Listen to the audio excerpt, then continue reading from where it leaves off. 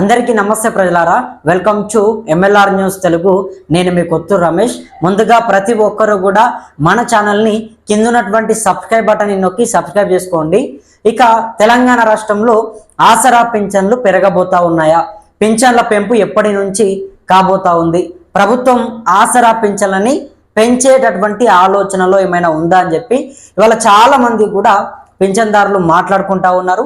అయితే ప్రభుత్వం గురించి ప్రధానంగా మనం చెప్పుకుంటే, గతంలో కాంగ్రెస్ పార్టీ ప్రతిపక్షంలో ఉన్నప్పుడే ఆసరా పింఛన్లని అధికారంలోకి రాగానే చేయూత ద్వారా దాదాపు వృద్ధులకు, ఒంటరి మహిళలకు, వీళ్ళందరికీ కూడా 4,000 రూపాయలు ఇస్తాము, అదేవిధంగా దివ్యాంగులకు 6,000 రూపాయలు ఇస్తామని చెప్పి మాటిచ్చింది. సరే, ఆ మాట ఇచ్చినటువంటి మాటని మరి ఎందుకు నిలబెట్టుకోలేకపోతుంది? 2.5 సంవత్సరాలు అవుతుంది అధికారంలోకి వచ్చి అని చెప్పి మనం దాదాపు చాలా వీడియోలు కూడా చేసినాం.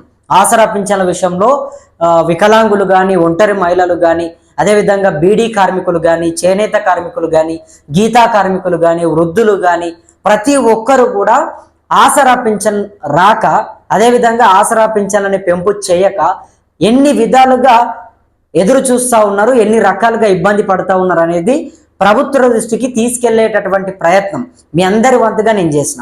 మరి ఇవాళ కాంగ్రెస్ పార్టీ మొన్న చెప్పింది ఆసరా పింఛన్లని అక్కడక్కడ పేపర్లలో ప్రకటనలు వస్తాయి కదా, పేపర్లలో వార్తలు రాసే ప్రయత్నం చేస్తారు కదా, వాళ్ళతోని వార్తలు రాయించే ప్రయత్నం చేస్తూ ఉన్నారు. సో పింఛన్లు పెరుగుతూ ఉన్నాయంటూ పేపర్లలో వార్తలు రాసే ప్రయత్నం చేస్తూ ఉన్నారు. మరి వాస్తవంగా ఎప్పుడు పెరగబోతా ఉన్నాయి? ఎన్ని పింఛన్లు పెరగబోతా ఉన్నాయి? ఇప్పటికే దాదాపు 2 లక్షల కొత్త పింఛన్లని కాంగ్రెస్ పార్టీ తెలంగాణలో ఇచ్చింది. అయితే మొత్తం కూడా ప్రతి నెలకు కూడా 1000 కోట్లకు దాదాపు ఎవరైతే ఈ దివ్యాంగులు కావచ్చు, వృద్ధులు కావచ్చు, వీళ్ళకి సంబంధించి కొన్ని కోట్ల రూపాయలు పింఛన్లకు కేటాయిస్తూ ఉన్నారు. అయితే ప్రతి సంవత్సరానికి కూడా ఇన్ని కోట్లు అవుతా ఉంటే మరి ఇప్పుడు ప్రభుత్వం ఒక్కసారిగా, అంటే గతంలో 2016 రూపాయలు ఇస్తేనే కోట్ల రూపాయలు పింఛన్లకి ఖర్చు అయినాయి. మరి ఇప్పుడు 4,000 రూపాయలు చేస్తామంటే దానికి డబల్ అవుతుంది. కాబట్టి అంజాదా వేసుకుంటే కనుక 11,000 కోట్ల రూపాయలు అని చెప్పి కూడా వాళ్ళు రాసుకొచ్చే ప్రయత్నం చేశారు.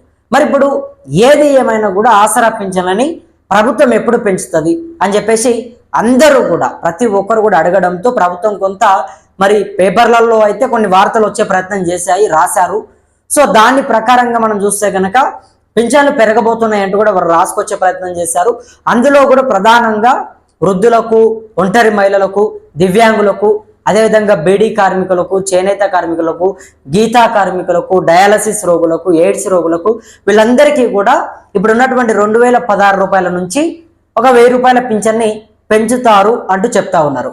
అదేవిధంగా దివ్యాంగులకు ఇప్పుడు ఉన్నటువంటి 4,000 రూపాయల పింఛన్ని కాస్త 5,000 రూపాయలకు పెంచుతారని చెప్పేసి చెప్తా ఉన్నారు. అంటే 1000 రూపాయలు ఎక్కువగా పెంచి ఇస్తారు అని చెప్పేసి చెప్తా ఉన్నారు. అదేవిధంగా ఆసరా పింఛన్లని కూడా విడతల వారీగా ప్రభుత్వం పెంచే ఆలోచనలో ఉన్నట్టుగా తెలుస్తుంది. అంటే ఒకేసారి గతంలో ఏం చెప్పింది, అధికారంలోకి రాగానే ఏదైతే కేసీఆర్ ఇస్తున్నటువంటి 2016 రూపాయలు ఎవరికి కూడా సరిపోవట్లేదు, దేనికి కూడా ఆ డబ్బులు సరిపోవట్లేదు, ఇచ్చినటువంటి రోజే అంటే పింఛన్లు తీసుకున్నటువంటి రోజే ఆ డబ్బులు మొత్తం కూడా ఖర్చు అయిపోతా ఉన్నాయి. కాబట్టి మా పార్టీ అధికారంలోకి వస్తే చేయూత పథకం ద్వారా మొత్తం కూడా వృద్ధులకు 4,000 ఇస్తాము, ఒంటరి మహిళలకు ఇస్తాము, అదేవిధంగా దివ్యాంగులకు 6,000 ఇస్తామని చెప్పి చెప్పింది. మరి వాళ్ళ అధికారంలోకి వచ్చిన తర్వాత ఆ మాటకు, కనీసం ఆ హామీకి, ఆ పథకానికి ప్రాతినిధ్యం లేకుండా పోయింది.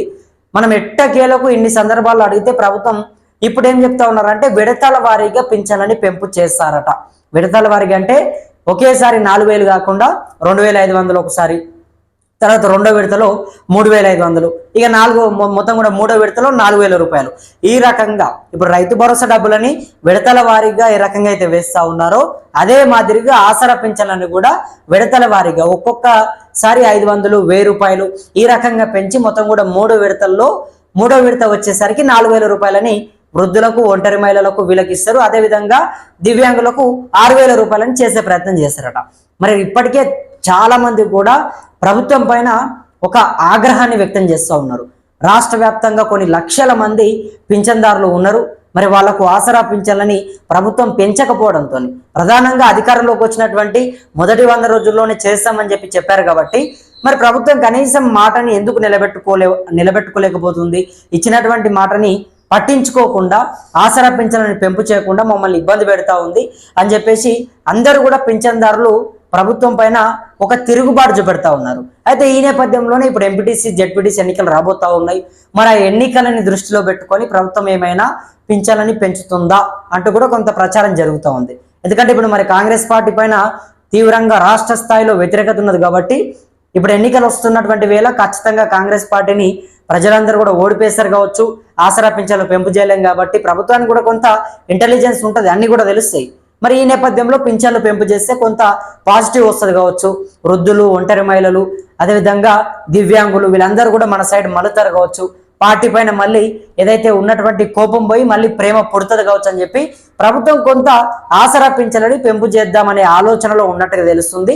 మొత్తం కూడా విడతల వారీగా 3 విడతల్లో కూడా ఈ పింఛన్ల పెంపుని చేసేటటువంటి ఒక ప్రక్రియ చేస్తూ ఉందట. మొత్తం కూడా ఇప్పుడైతే ప్రధానంగా ఎవరైతే వృద్ధులు కానీ ఒంటరి మహిళలు కానీ ఉన్నారో వీళ్ళందరికీ కూడా 3,000 రూపాయలు చేస్తారు, 1,000 రూపాయల పింఛన్ని పెంచి ఇస్తారు. ఇక దీనికి పూర్తిగా కూడా ఈ మే నెలలో చివరి నాటికి కూడా ఒక అధికారికంగా జీవో విడుదల చేసేటటువంటి అవకాశాలు ఉన్నాయంటూ కూడా కొన్ని వార్తలు వస్తూ ఉన్నాయి.